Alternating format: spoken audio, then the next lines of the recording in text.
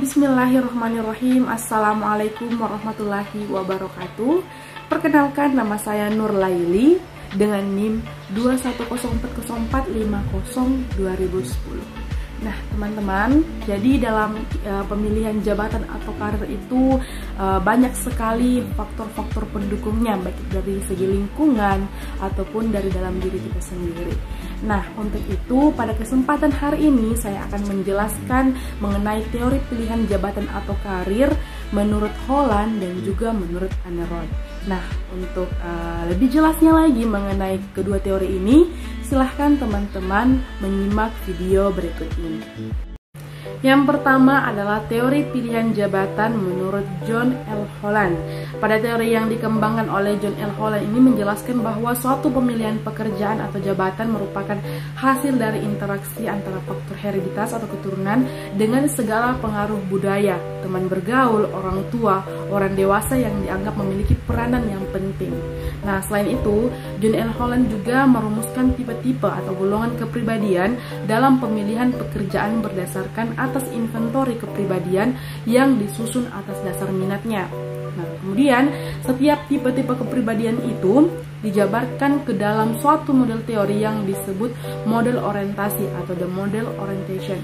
Model orientasi ini merupakan suatu rumpun perilaku penyesuaian yang khas. Setiap orang memiliki urutan orientasi yang berbeda-beda, dan hal inilah yang menyebabkan mengapa setiap orang itu mempunyai corak hidup yang berbeda-beda pula.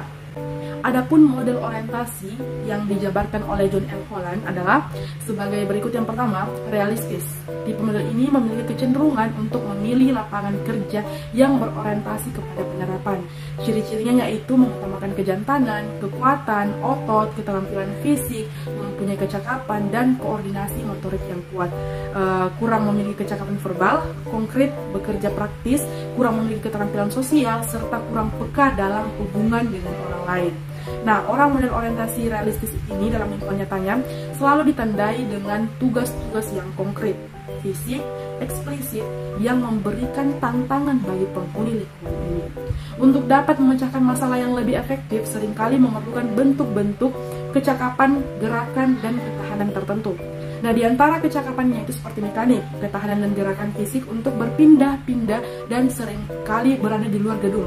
Nah, sifat-sifat yang nampak dengan jelas dari tuntutan-tuntutan lingkungan menciptakan kegagalan dan keberhasilan. Contoh pekerjaan yang cocok dengan orang model orientasi ini adalah operator mesin atau radio, sopir, petani, penerbang pengawas bangunan, ahli listrik, dan pekerjaan lain yang sejenis. Kemudian yang kedua, intelektual.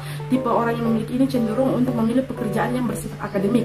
Ciri-cirinya adalah memiliki kecenderungan untuk merenungkan daripada mengatasinya dalam memecahkan suatu masalah. Kemudian berorientasi pada tugas dan tidak sosial, mentumbuhkan pemahaman menyenangi tugas-tugas yang bersifat kabur, kemudian memiliki nilai-nilai dan sikap yang tidak konvensional, dan kegiatan-kegiatannya bersifat intraseptif. Orang model ini dalam lingkungan nyatanya itu selalu ditandai dengan tugas yang memerlukan berbagai kemampuan abstrak dan kreatif, bukan tergantung kepada pengamatan pribadinya.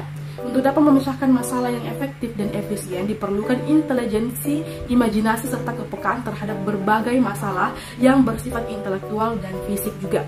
Nah, kriteria keberhasilan dalam melaksanakan tugas bersifat objektif dan bisa diukur, tetapi memerlukan waktu yang cukup lama dan secara bertahap.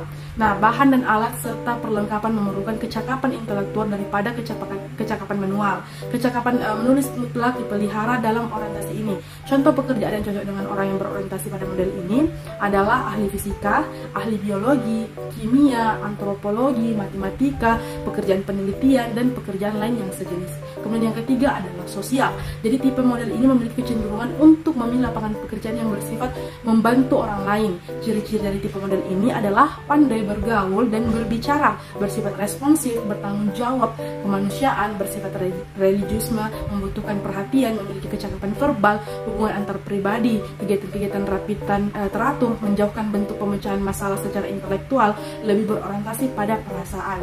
Nah, orang model orientasi sosial ini memiliki ciri-ciri kebutuhan akan kemampuan untuk menginterpretasi dan mengubah perilaku manusia, serta minat untuk berkomunikasi dengan orang lain. Secara umum, orientasi kerja saja dapat menimbulkan rasa harga diri dan status.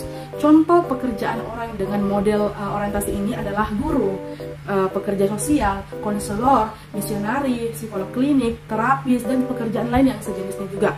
Yang keempat ada konvensional. Jadi tipe model ini pada umumnya memiliki kecenderungan untuk terhadap kegiatan verbal yang menyenangi bahasa yang tersusun baik, kemudian numerikal yang teratur, menghindari situasi yang kabur, senang mengabdi, mengidentifikasikan diri dengan kekuasaan, memberi nilai yang tinggi terhadap status dan kenyataan materi, mencapai tujuan dengan mengadaptasikan dirinya ketergantungan pada atasan. Orang model ini nyatanya ditandai dengan berbagai macam tugas dan pemecahan masalah, memerlukan suatu proses informasi verbal dan matematis secara kontinu, rutin, konkret, dan sistematis. Berhasilnya dalam pemecahan masalah akan nampak dengan jelas dan memerlukan waktu yang relatif singkat. Contoh pekerjaan orang yang cocok dengan model orientasi ini adalah kasir, kemudian statistika, pemegang buku, pegawai bank, dan pekerjaan lain yang sejenis. Kemudian yang kelima adalah usaha. Tipe model ini memiliki ciri khas diantaranya menggunakan keterampilan berbicara dalam situasi di mana ada kesempatan untuk menguasai orang lain atau mempengaruhi orang lain, menganggap dirinya paling kuat, jantan, mudah untuk mengadakan adaptasi dengan orang lain, menyenangi tugas-tugas sosial yang kabur. Nah, perhatian yang besar pada kekuasaan juga, dan status dan kepemimpinan agresif dalam kegiatan lisan. Nah, orang model orientasi usaha ini ditandai dengan berbagai macam tugas yang menitikberatkan kepada kemampuan verbal yang digunakan untuk mengarahkan dan mempengaruhi orang lain. Contoh pekerjaannya adalah pengusaha, kemudian pedagang, politikus, manajer pemimpin eksklusif perusahaan, perwakilan dagang, dan pekerjaan lain. Yang keenam adalah artistik. Tipe model ini memiliki kecenderungan berhubungan dengan orang lain secara tidak langsung, bersifat sosial, dan sukar menyesuaikan diri. Orang model orientasi artistik ini ditandai dengan berbagai macam tugas dan masalah yang memerlukan interpretasi atau kreasi bentuk-bentuk artistik melalui cita rasa, perasaan, dan imajinasi. Dengan kata lain, orientasi artistik ini lebih menitikberatkan menghadapi keadaan sekitar dilakukan dengan melalui ekspresi diri dan menghindari keadaan yang bersifat intrapersonal, keteraturan, atau keadaan yang menuntut keterampilan fisik. Contoh pekerjaan yang cocok dengan orang yang berorientasi pada model ini adalah ahli musik, kemudian ahli kartun, ahli drama, pencipta lagu, penyair, dan pekerjaan lain yang sejenis. Nah, ada pula tingkat hierarkis perkembangan pada teori Holland. Seperti yang dijelaskan di atas, bahwa setiap orang itu memiliki urutan corak hidup sendiri-sendiri. Hal ini menjelaskan bahwa dalam diri seseorang itu memiliki tingkat hierarkis dalam pemilihan pekerjaan. Menurut Holland, bahwa seseorang dalam memilih pekerjaan itu atau jabatan tergantung pada tingkat intelijensi dan penilaiannya terhadap dirinya sendiri atau self-evaluation. Faktor-faktor penilaian diri dan intelijensi diasumsikan sebagai penyebab dan faktor-faktor yang berpengaruh terhadap tingkat pemilihan pekerjaannya seseorang. Nah, tingkatan faktor-faktor penilaian diri dan intelijensi ini akan membentuk tingkatan sedemikian rupa sehingga orang itu memiliki urutan kecenderungan terhadap 6 lingkungan pekerjaan atau 6 model orientasi John L. Holland. Pengukuran penilaian diri dan intelijensi ini ditujukan untuk mengetahui jabatan atau pekerjaan seseorang dengan nantinya akan diklasifikasikan dalam 6 golongan orientasi tersebut. Nah, ada pula pengaruh-pengaruh dalam pemilihan jabatan. Dari penjelasan saya di atas dapat kita jabarkan lebih lanjut mengenai tingkatan hierarki dan hierarkis perkembangan yang kemudian dapat dikategorikan bahwa ada 2 hal yang mempengaruhi arah pilihan jabatan. Yang pertama itu pengetahuan diri, kedua dari luar atau lingkungan. Yang pertama pengetahuan diri. Jadi pengaruh pengetahuan diri ini lebih ditujukan pada pengetahuan individu tentang dirinya dari orang lain. Pengetahuan diri sendiri mempunyai peranan untuk meningkatkan atau mengurangi ketepatan pilihan seseorang. Jadi pengetahuan diri ini diartikan sebagai kemampuan seseorang untuk membedakan berbagai kemungkinan lingkungan dipandang dari sudut kemampuannya sendiri. Namun ada perbedaan mendasar antara penilaian diri dan pengetahuan diri. Penilaian diri itu menitikberatkan pada penghargaan terhadap dirinya, sedangkan pengetahuan diri itu berisikan sejumlah informasi yang dimiliki seseorang tentang dirinya sendiri. Tinggi rendahnya pengetahuan diri seseorang akan terlihat dari tepat atau tidaknya beberapa pilihan atau keputusan yang mereka ambil. Kemudian yang kedua adalah pengaruh luar atau lingkungan.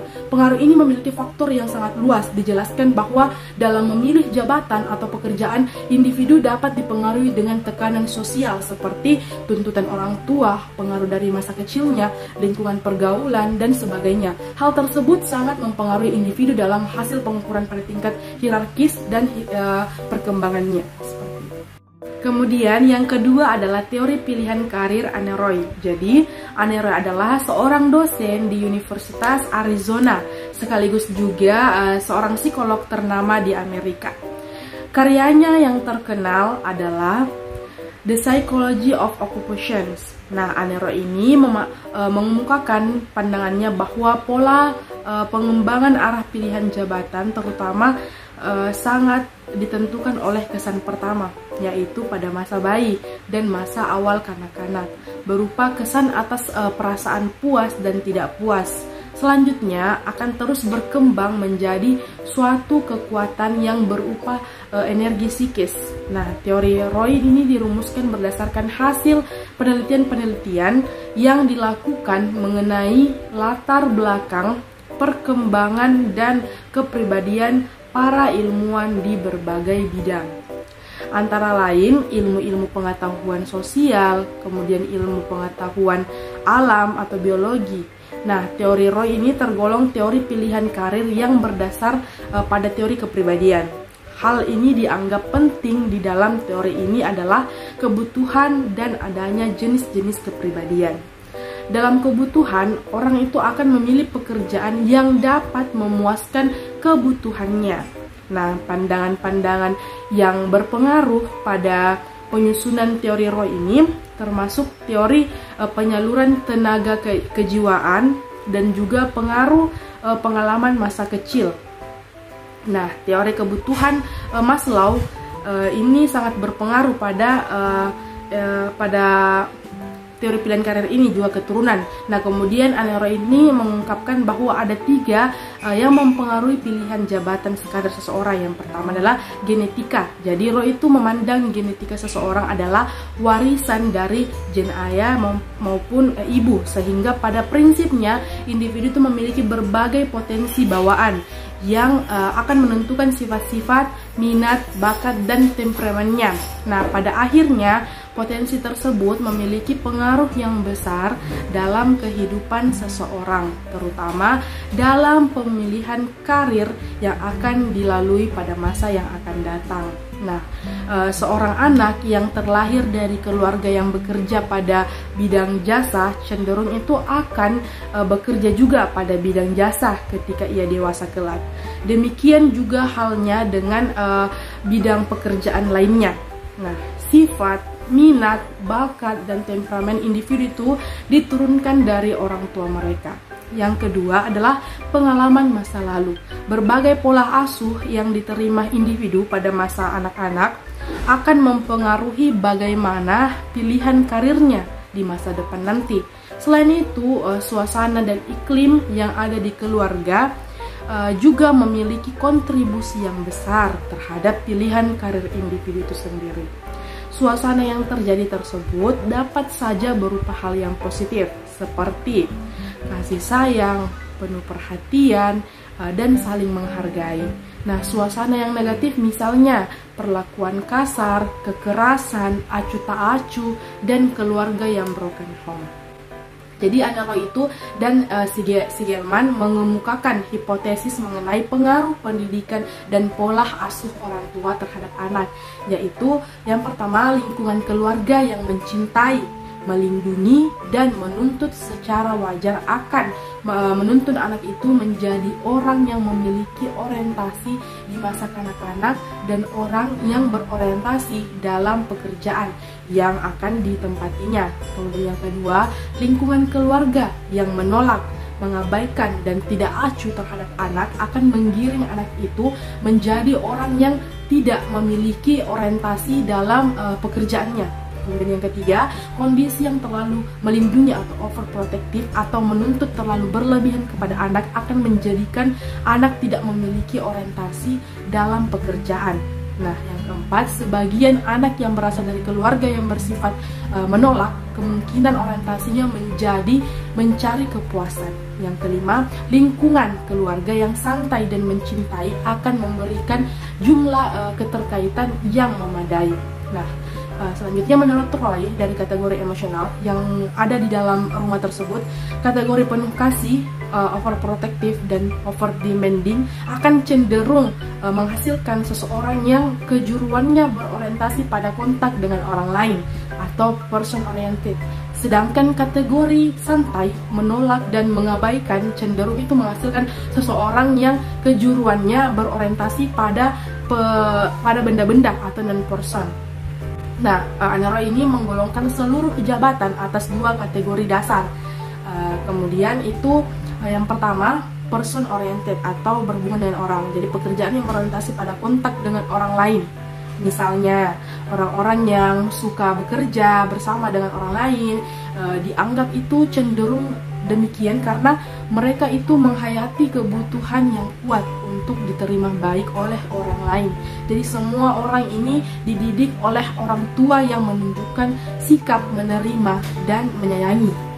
Kemudian kelompok atau penggolongan pekerjaan yang tergolong dalam kelompok ini adalah jasa atau service, pekerjaan-pekerjaan yang tugas utamanya itu berhubungan langsung dengan orang lain. Nah, dan bertugas untuk melayani orang lain serta berbuat untuk kepentingan orang lain. Yang kedua itu kontak bisnis, jadi pekerjaan-pekerjaan yang langsung berinteraksi langsung dengan orang lain. Dengan tujuan itu lebih kepada upaya untuk mempengaruhi dibandingkan dengan berbuat untuk kepentingan orang lain. Yang selanjutnya adalah organisasi.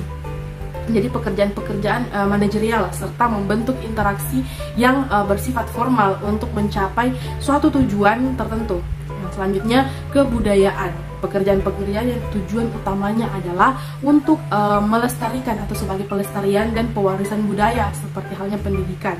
Yang selanjutnya seni dan hiburan atau art dan entertainment. Jadi pekerjaan-pekerjaan yang membentuk interaksi antara orang-orang yang memiliki kreativitas dan keterampilan khusus. Nah, yang kedua itu adalah non-person oriented atau tidak langsung berhubungan dengan orang lain. Jadi pekerjaan yang berorientasi pada benda-benda.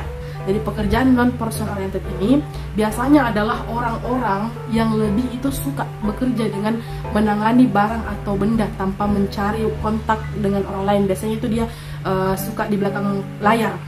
Kemudian dia itu kecenderungannya demikian karena mereka menghayati kebutuhan yang kuat untuk merasa aman dan terlindungi dari bahaya.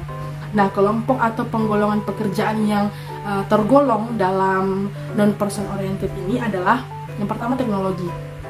Jadi pekerjaan-pekerjaan yang berorientasi kepada produksi, pemeliharaan dan segala sesuatu yang berhubungan dengan barang. Kemudian luar ruangan atau outdoor.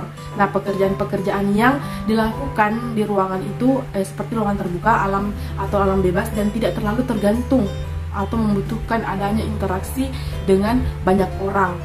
Dan selanjutnya adalah ilmu pengetahuan atau sains. Jadi pekerjaan-pekerjaan yang berhubungan dengan pengembangan keilmuan atau teori dan konsep di bidang ilmu yang berhubungan dengan perilaku. Nah, yang ketiga adalah faktor kebutuhan manusia.